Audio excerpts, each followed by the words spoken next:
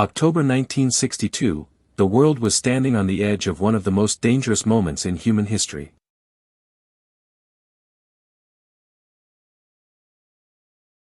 Deep beneath the dark waters of the Atlantic Ocean, Soviet and American submarines patrol in a tense standoff. A Soviet submarine was moving silently through the depths, carrying a weapon powerful enough to ignite a global catastrophe. The submarine was called B-59. Its captain was Valentin Savitsky. And inside that submarine was a nuclear torpedo. A weapon with destructive power comparable to the atomic bomb dropped on Hiroshima. Above the surface, American Navy ships were patrolling. The waters around Cuba. The tension between the United States and the Soviet Union had reached a terrifying peak. American intelligence had discovered. Aerial reconnaissance reveals that the Soviet Union was secretly installing nuclear missiles in Cuba. President John F. Kennedy responded by ordering a naval blockade around the island. Every ship entering the region. Cargo ship MV Voronezh, you would be stopped and inspected. Understood, proceed.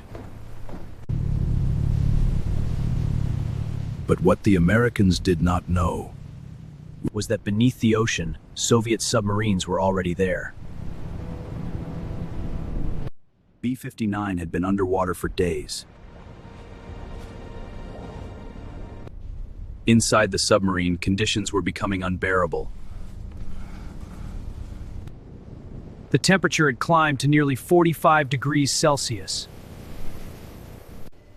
Air conditioning systems were failing. The fan's slowing down, it's stopping. I see it. The lights are blinking faster. Oxygen levels were dropping. The crew was exhausted, drenched in sweat, and under enormous psychological pressure. But the most dangerous problem was communication. B-59 had lost radio contact with Moscow. Captain Savitsky had no idea what was happening above the surface. Had war already begun?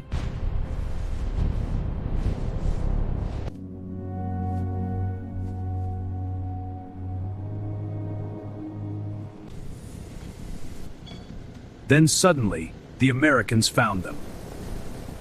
U.S. Navy destroyers detected the submarine moving beneath the surface. But the Americans did not know that B-59 was armed with a nuclear torpedo. To force the submarine to surface and identify itself. The American ships began dropping small practice depth charges. These explosions were meant only as signals. It felt like an attack. Depth increasing! We must hold it steady! Enemy closing! Radio's jammed! Can't reach Moscow! It's too late! It felt like an attack. Each explosion shook the submarine's metal hull. The walls echoed with violent metallic sounds. Crew members looked at each other with fear in their eyes. Captain Savitsky faced a terrifying question. Had the United States already started the war? If war had begun, then their duty was clear. Inside B-59 was a nuclear torpedo that could destroy an entire fleet. But launching it required a special rule. 3 senior officers had to agree. Captain Valentin Savitsky, Political officer Ivan Maslennikov, and flotilla commander Vasili Arkhipov. As the depth charges continued exploding around them, tension inside the submarine reached its breaking point. Some sailors were convinced that World War III had already begun. No fire! Wait! Hold your fire! I said wait, damn it! Obey my orders! According to later accounts, he shouted that they would not allow themselves to be destroyed without fighting back. If we're going to die, we'll sink them all. The order to prepare the nuclear torpedo was almost given. If that torpedo had been launched, it likely would have destroyed the nearby American aircraft carrier USS Randolph. From the American perspective, it would have looked like a Soviet nuclear attack.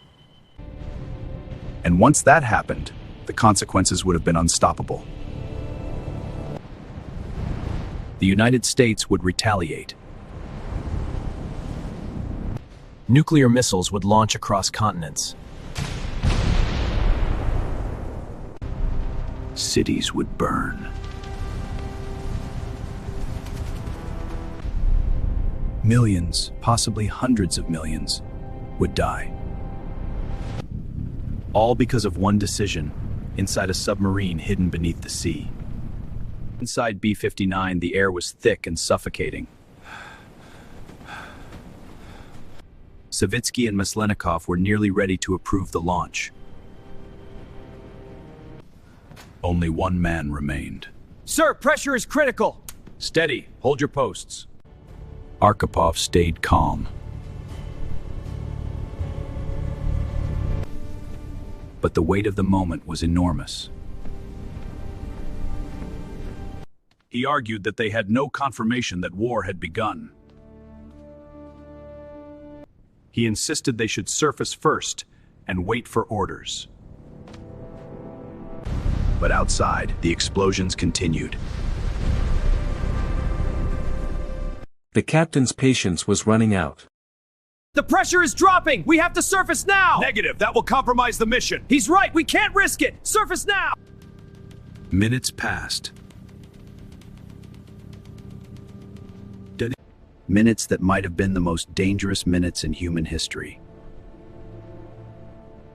If Arkhipov had agreed, the nuclear torpedo would have been fired.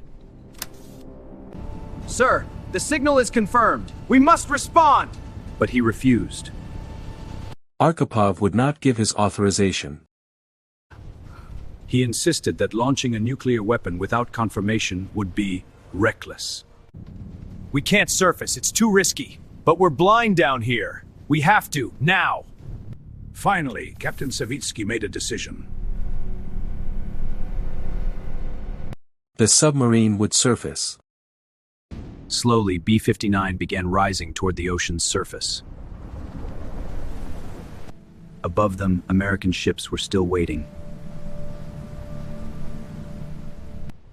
When the submarine finally emerged, the Americans had no idea how close they had come to disaster. They didn't know that only minutes earlier the world had been one decision away from nuclear war. Eventually, the Cuban Missile Crisis ended. The United States and the Soviet Union reached a tense compromise. But for decades, the world never knew how close it had come to annihilation. Only in the 1990s, after Soviet archives were opened, did historians discover the truth. But the most dangerous problem was communication. And one man refused to say yes. The B-59 incident nearly escalated to nuclear war. Yes, and SovMap shows the global stakes. He may have saved the world. Because sometimes the greatest moment in history is not when a weapon is fired,